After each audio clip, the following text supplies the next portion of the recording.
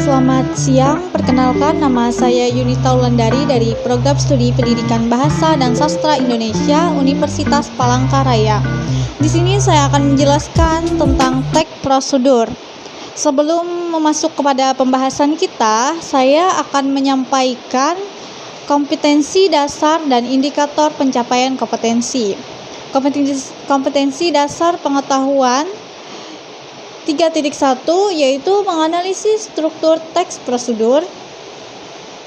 Kompetensi dasar keterampilan 4.1 merancang teks prosedur yang tepat secara lisan dan tulis. IPK yang pertama menelaah struktur teks prosedur, yang kedua menelaah tahapan-tahapan teks prosedur dalam melakukan suatu kegiatan, yang ketiga mengungkapkan tahapan melakukan kegiatan secara tertulis dan tepat. Selanjutnya kita akan masuk kepada pembahasan kita, yaitu tentang teks prosedur. Teks prosedur adalah sebuah teks yang menyajikan langkah-langkah kegiatan atau berbagai tahapan untuk melakukan atau menghasilkan sesuatu. Tujuan penyusunan teks ini untuk memberikan petunjuk kepada seseorang tentang cara membuat suatu produk, memberikan arahan kepada seseorang untuk melakukan suatu kegiatan, dan memberikan petunjuk kepada seseorang tentang cara menggunakan benda atau melakukan sesuatu. Dan yang selanjutnya ada ciri-ciri teks prosedur. Sama halnya dengan teks lainnya pada umumnya yang terdapat ciri-ciri, teks prosedur pun memiliki ciri-ciri. Teks prosedur memiliki 7 ciri. Yang pertama menggunakan kalimat perintah. Contohnya pada teks prosedur, kalimat perintah ini seperti masukkanlah tepung kepada mangkuk, seperti itu. Dan selanjutnya terdapat panduan yang harus dilakukan. Yang ketiga menggunakan kata kerja aktif. Dan yang keempat menggunakan kata konjungsi atau kata hubung. Biasanya pada teks prosedur itu terdapat kata hubung atau konjungsi berupa kemudian, berikutnya, lalu, dan setelah itu. Dan yang selanjutnya kelima terdapat aturan dalam hal bahan ataupun kegiatan. Biasanya pada teks prosedur itu terdapat bahan misalnya seperti sayur, nasi, ataupun dan lain-lainnya. Itu termasuk bahan. Dan yang selanjutnya keenam menggunakan kata keterangan untuk menyatakan rincian waktu, tempat, dan cara. Contohnya pada teks prosedur itu seperti saat membuat kue. Nah, saat membuat kue itu biasanya di dalam langkah-langkahnya terdapat seperti pangganglah kue selama 15 menit dengan suhu yang rendah, seperti itu.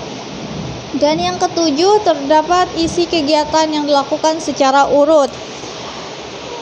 Contohnya itu seperti step by step ya, ada bahan, ada langkah, ada alat, seperti itu.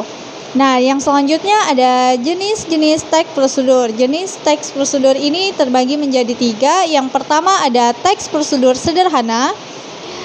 Teks prosedur sederhana ini berisi hanya 2 atau 3 langkah saja. Contohnya teks prosedur cara mengoperasikan setrika, cara mengoperasikan blender, dan lain-lain. Yang ketiga ada teks prosedur kompleks. Teks prosedur kompleks ini terdiri atas banyak langkah dan jenjang untuk tiap tahapnya. Contohnya teks prosedur cara pembuatan SIM yang banyak langkahnya ya, seperti itu.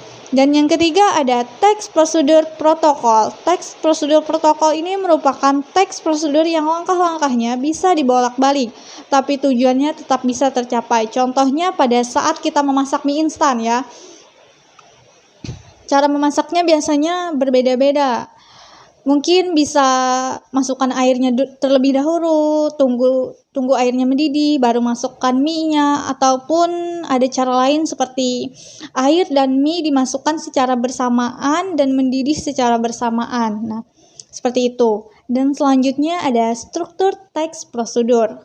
Dalam penyusunannya, struktur teks prosedur ini terdiri dari 4 bagian, yaitu tujuan, material, langkah-langkah penyusunan atau pengerjaan, dan penegasan ulang kesimpulan atau disebut juga dengan kesimpulan. Di sini saya akan menjelaskan satu-satu struktur teks prosedur tersebut. Yang pertama itu kan ada tujuan. Pada awal pembuatan teks prosedur, penulis biasanya memberikan penjelasan terkait tujuan dalam penyusunan teks prosedur. Hal ini juga bisa menginformasikan hasil akhir yang akan dicapai. Dan yang kedua itu ada material. Material merupakan hal-hal apa saja yang perlu disiapkan dan yang dibutuhkan dalam pelaksanaan atau pembuatan kegiatan tersebut. Bagian ini berupa informasi tentang alat atau bahan yang dibutuhkan dalam pelaksanaan kegiatan. Dan yang ketiga ada langkah-langkah. Bagian ini menjelaskan tentang proses atau tahapan yang harus dilakukan demi mendapatkan hasil maksimal sesuai dengan tujuan dari teks prosedur. Langkah-langkah yang dibuat harus secara berurutan. Selain itu, susunannya harus logis, sistematis, dan mudah dipahami oleh pembaca. Dan yang keempat ada penegasan ulang atau kesimpulan. Pada bagian terakhir ini menjelaskan tentang kesimpulan dari suatu teks prosedur yang telah dilakukan. Bagian ini bersifat opsional, yakni boleh ada dan boleh tidak ada. Nah, seperti itu penjelasan tentang struktur teks prosedur.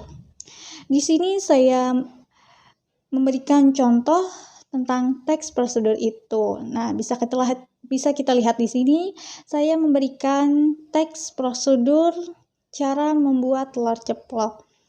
Nah, di situ ada tertulis telur ceplok atau telur mata sapi merupakan makanan favorit banyak orang yang disebut telur mata sapi karena bentuknya seperti mata dengan kuning telurnya masih utuh di tengah.